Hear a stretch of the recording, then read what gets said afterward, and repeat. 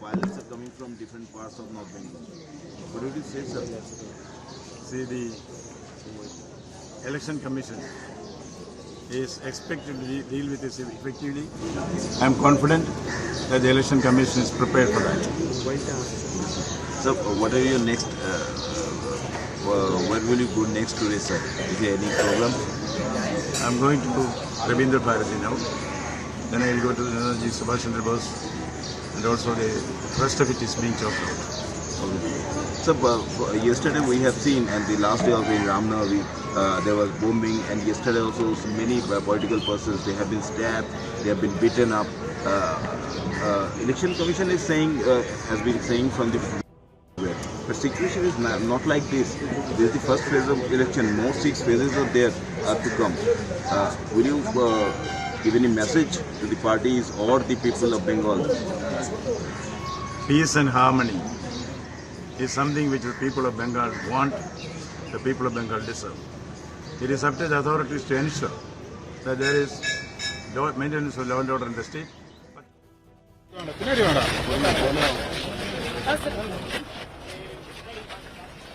तो देखिए, इससे पहले आपने सुना सीवी आनंद बोस को मताधिकार का इस्तेमाल उनकी तरफ से किया गया। पश्चिम बंगाल के राज्यपाल ने मतदान किया और उससे पहले महिमा हमारे साथ जुड़ी हुई थी, क्योंकि उत्तराखंड की 5 महत्वपूर्ण सीटें जहां पर आज मतदान होना है, टिहरी गढ़वाल, अल्मोड़ा, नैनीताल, उधम सिंह नगर और हरिद्वार। इसी बीच में लगातार तस्वीरें आती जा रही है। देखिए, आपको दिखाते चलेंगे किस तरीके से अपना वोटिंग राइट एक्सरसाइज करने के लिए नेता सबसे पहले पहुंचते हुए नजर आ रहे हैं। और जाहिर है कि जैसे कि मैंने पहले भी जिक्र किया कि आम लोगों को बड़ा संदेश देता है कि अपने घर से बाहर निकले, अपने मताधिकार का इस्तेमाल करें। आपने मोहन भागवत की तस्वीर देखी, पी चिदम्बरम को वोट कास्ट करते हुए आपने देखा, और उसके साथ ही उनकी तरफ से ये भी कहा गया कि 5 साल का ये मौका होता है अपने लिए प्रतिनिधि को चुनने का, और इसीलिए इसका इस्तेमाल किया जाए। प्रधानमंत्री ने अब से थोड़ी ही देर पहले एक ट्वीट भी किया था, और तमिलनाडु के जो पूर्व सीएम है पलानीस्वामी, उनकी तरफ से भी वोट कास्ट कर दिया गया, उसकी तस्वीर भी आपने देखी है। लगातार हमारे संवाददाता ग्राउंड पर मौजूद है और इसी बीच में तस्वीरें आपको दिखाते चलेंगे। अभिषेक ने आपको पहले ही रिपोर्ट किया नागपुर से, जहां पर आरएसएस प्रमुख मोहन भागवत पहुंचे थे, लेकिन इसी बीच में आइए छिंदवाड़ा चलते हैं। ये तस्वीरें दिखाते रहेंगे और जैसे जैसे प्रतिक्रियाएं आएंगी बीच में आपको वो भी सुनवाते चलेंगे। छिंदवाड़ा चलते हैं। अखिलेश सोलंकी इस वक्त मेरे साथ मौजूद है। 6 सीटों पर अखिलेश आज मध्य प्रदेश में वोटिंग होनी है, और जिसमें छिंदवाड़ा सीट बहुत इंपॉर्टेंट नजर आ रही है।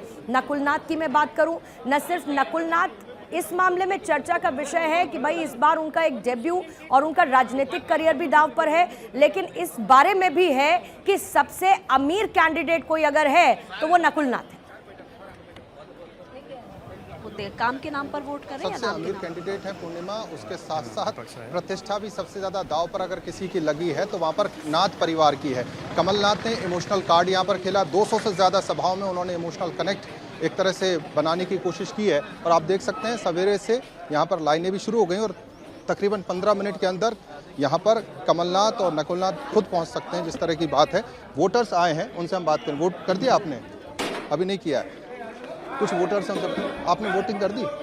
आइए, क्या मुद्दे दिमाग में रहे वोट करते समय? क्या सोच रहे थे आप जब आप वोट किया? कुछ नहीं सोच रहे। कुछ नहीं सोच रहे थे। कमलनाथ जी का ये गढ़ रहा है और बीजेपी ने बहुत कोशिश की है। क्या लग रहा है, कौन जीत रहा है? कमलनाथ जी जीतेंगे। कमलनाथ जी जीतेंगे। तो जिस तरह के वोटर हैं, आपने वोटिंग की है? अच्छा, क्या मुद्दे दिमाग में रहे, किस मुद्दे को लेकर आप वोट कर रहे हैं? साहब का विकास दिख रहा है, विकास दिख रहा है, बिल्कुल विकास। साहब का विकास ही चारों तरफ छिंदवाड़ा में आप देख लीजिए। विकास का मुद्दा है जिसको लेकर वोट कर रहे हैं। और भी लोग हैं, फर्स्ट टाइम वोटर हैं पूर्णिमा, उनसे हम बात करने की कोशिश करेंगे। फर्स्ट टाइम वोटर हैं, क्या मुद्दे फर्स्ट टाइम वोटर के दिमाग में जब पहली दफ़ा वोट करने पहुंचे? देखिए, हम बहुत जगह से बहुत सारी चीज़ें हमेशा से सुनते आ रहे हैं और उससे हमारे ओपिनियंस भी फॉर्म हुए हैं। हमारे लिए बहुत ज़रूरी है कि हम खुद के ओपिनियंस और खुद के इश्यूज ढूंढें।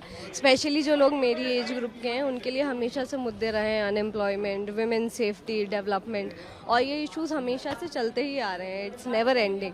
तो हम इस बात के लिए वोट करेंगे कि हम चाहते हैं कि ये इश्यूज सही हों, हम चाहते हैं कि हमें सेफ्टी मिले, हम चाहते हैं हमें एम्प्लॉयमेंट मिले, और मेरी एज ग्रुप के लोग स्पेशली तो इस इशू के लिए ही वोट करेंगे इस इलेक्शन में। छिंदवाड़ा स्पेशल केस है। नकुलनाथ यहाँ से दूसरी दफ़ा लड़ रहे हैं, कमलनाथ जी का गढ़ रहा है। पीएम मोदी की अपील ज़्यादा चल रही है, नाथ का इमोशनल टच? लोग उस कैंडिडेट के लिए वोट करते हैं जिसे वो देख सकते हैं, पहली बात, जो उनके साथ रहा है। और हम जो लोग छिंदवाड़ा में रहते हैं, ठीक है, कैंडिडेट्स को बहुत आपको रोकूंगी अखिलेश, आपको रोकूंगी। कार्ति चिदम्बरम की प्रतिक्रिया इसी बीच। in Tamil Nadu. So the PM has said that the India Alliance has not decided on the PM issue. I mean, why should he be concerned about it? After the elections, we will make a choice. I mean, all I can say is that Tamil Nadu is voting decisively against the BJP and in favor of the DMK-led Congress alliance. So PMK said that the targeting of electoral bonds was misdirected. This is a issue which they have wrongly targeted. I don't think. I mean, he can give it as many spin as he wants. Yeah. But the fact is that there has been a clear quid pro quo established with electoral bonds and the donations which the BJP has get. In fact, I am demanding an independent inquiry by 3 retired Supreme Court judges to go into the quid pro quo with the electoral bonds. So he said that by targeting electoral bonds, whatever happened, they pushed people into black money. No, nothing of that sort. I mean, the point is the electoral bonds does not clean up the मतदाताओं electoral. से अपने voting right को exercise करने की appeal करने का दिन है, तो कार्ति चिदम्बरम आज भी चुनावी मोड में नजर आते हुए बीजेपी पर हमला बोलते हुए